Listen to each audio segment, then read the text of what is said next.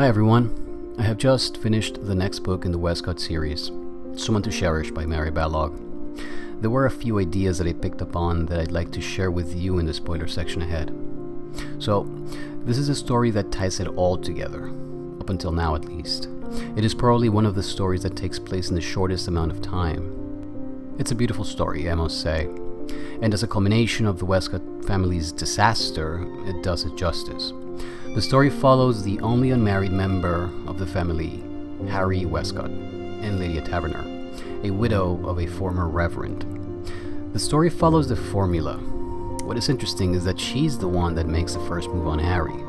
She's a widow, yet a virgin, and her solitude leads her to seek Harry's casual and intimate company. And as part of that process, and their honesty and character, they find each other and love in the process. She's someone who clings onto her recent independence, so much so that she despises owing anyone any favors.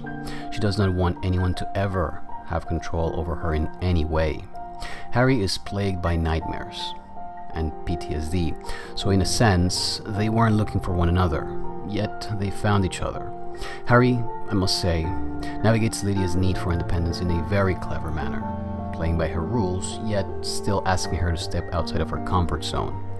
It is explored in the novel that her independence wasn't so much a conscious choice. It was her reluctance and fear of trusting someone.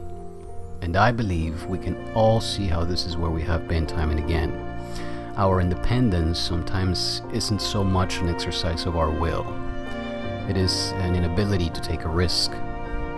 So we maintain our independence but forego our potential to cherish or be cherished. This sprung from their life experiences, both Harry and Lydia. But it left her and Harry, as the story progresses, with a lovely independence, but a lonely one. As far as Harry goes, he lived somewhat in shame. He had felt hate and jealousy towards several members of his family for having upended his life as he was supposed to have lived it. He also experienced the terror of having taken lives as part of his duties as a soldier.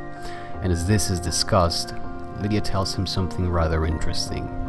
She says to him that he has kind eyes, that he's a kind man.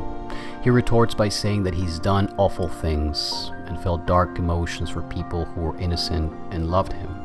She responds that sometimes character runs deeper than consequence. That was a lovely, lovely choice of words. We are who we choose to be, not what happened to us. It's our choice.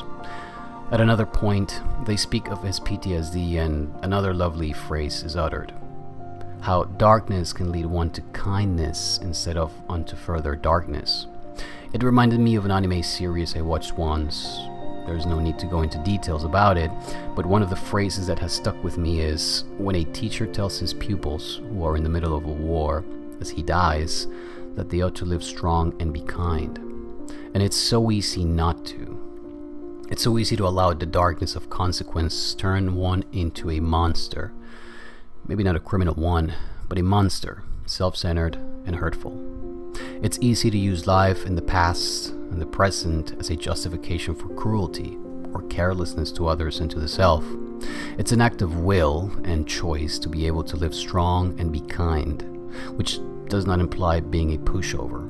Your kindness comes from your strength and your ability to harm, not the other way around.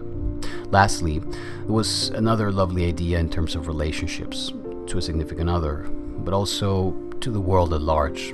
At some point, when Harry is proposing marriage to Lydia, he says the usual, "Make me the happiest man alive," and what she responds is very poignant. She says, "Will I make you happy?" Not as a question to him, but as a question to herself. It was a humble expression of doubt, of awareness of one's limitations, but I don't think anyone can make anyone else happy or perform at a job or anything really if that person doesn't doubt how adequate they actually are for the job. Will I make you happy is a question that contains many others. Can I make you happy? Am I willing to make you happy? Am I willing to learn and grow and let go of myself to make you happy? What am I willing to do? Self-doubt, a healthy dose of self-doubt that does not indulge in self-pity, is probably a good approach to almost any undertaking. not just relationships? Am I the one for the job?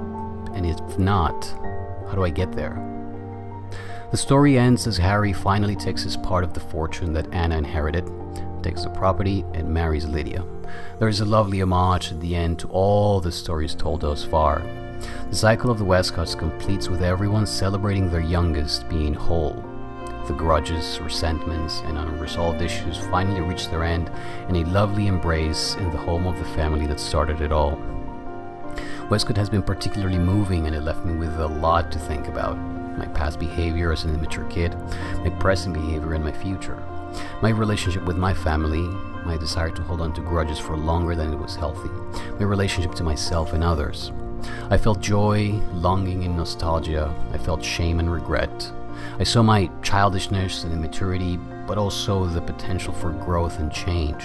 I was entertained by their stories, and I was very touched by the characters. I am very glad I have made it this far. Thank you so very much for watching this video. If you enjoyed it, please make sure to click like and click subscribe, and you can share this with your friends. I'll see you guys next time.